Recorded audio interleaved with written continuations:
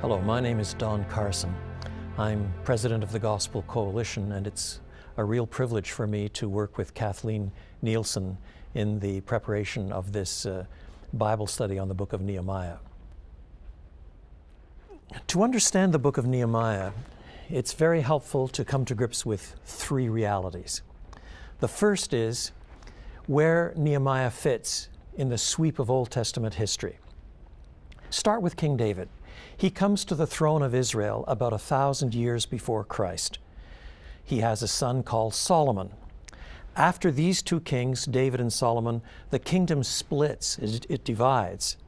And the northern tribes, called Israel, go off into more and more idolatry and mayhem and debauchery. In the south, the southern two tribes, going by the name of Judah, remain loyal to the Davidic dynasty. It takes them a little longer to descend into the same kind of idolatry, but that's the direction, I'm afraid.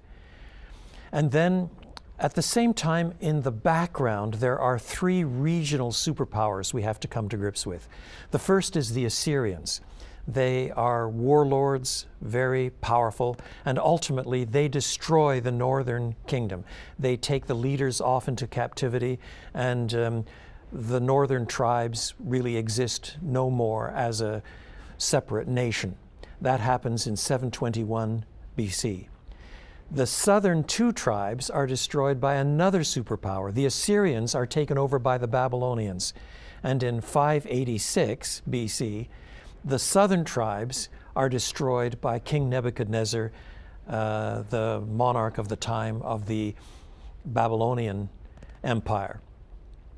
And again, the thinking at the day was that the way you pacify these new territorial acquisitions is by destroying some of the ties, the societal ties that hold things together.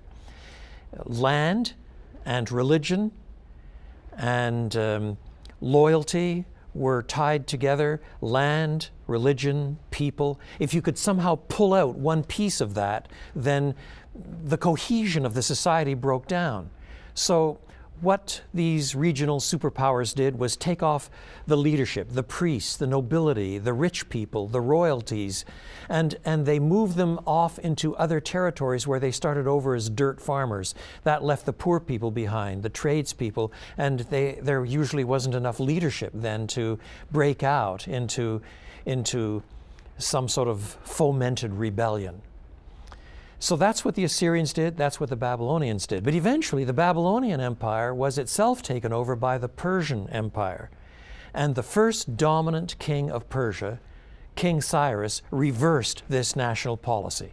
In 538 BC, he allowed the conquered peoples who had been moved forcibly into other lands, he allowed them to return. And in the providence of God, the exiles from Israel and Judah were likewise allowed to return to the Promised Land. This return took place in three waves. The first was under the leadership of a man called Zerubbabel, and his account is preserved for us in Ezra chapters 1 to 6. About 70 years later, there was a second wave that came through under the leadership of Ezra the priest. And at that time, the temple was rebuilt. This is the time of the preaching of such prophets as Haggai, Zechariah, Malachi, the closing books of the Old Testament. And some years later then, Nehemiah leads the third wave. Nehemiah was an administrator. He was not a priest, he was not a Bible teacher. He was an administrator, and he helped build the wall of the city of Jerusalem. But it's really important to understand that in his mind, he was not simply rebuilding the physical city. He was building the city understood to be the people of God.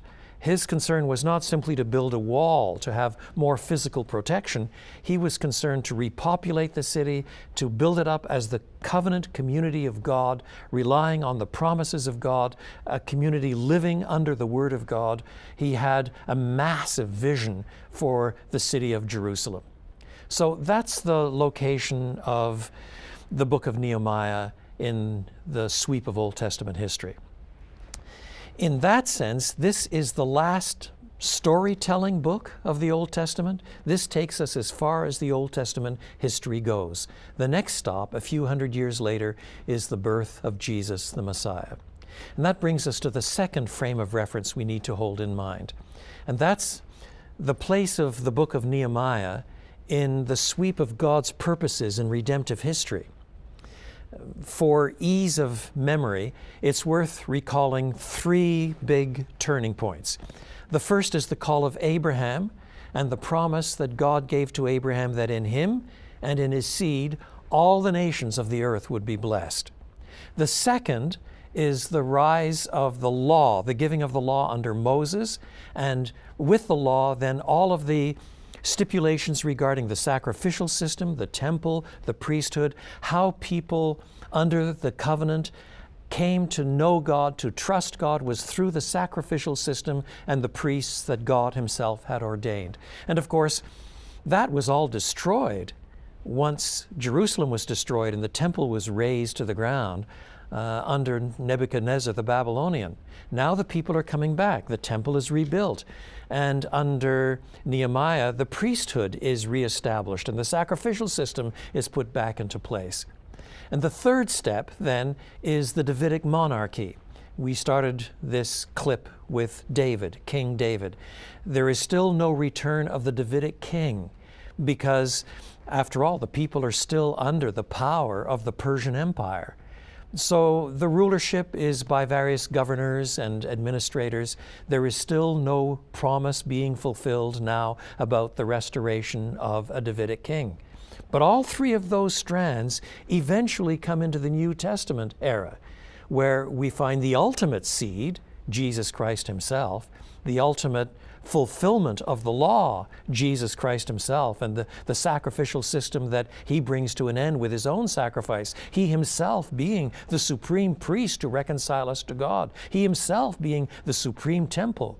And then the Davidic monarchy, well, Jesus himself is the King of Kings, in line with David, but more than just a king. As the prophet Isaiah put it, he was also the mighty God, the everlasting Father, the Prince of Peace. So the book of Nehemiah then is right at the end of the Old Testament history, pulling together more of these strands before the launch into the dawning of the new covenant and the coming of Jesus Christ. Now, the third frame of reference to bear in mind is how this book talks about Nehemiah himself. It's important to understand that Nehemiah was a gifted administrator.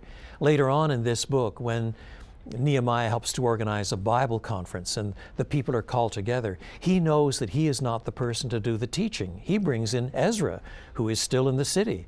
And Ezra does the Bible teaching. Ezra trains Levites, the priests, and they do the Bible teaching.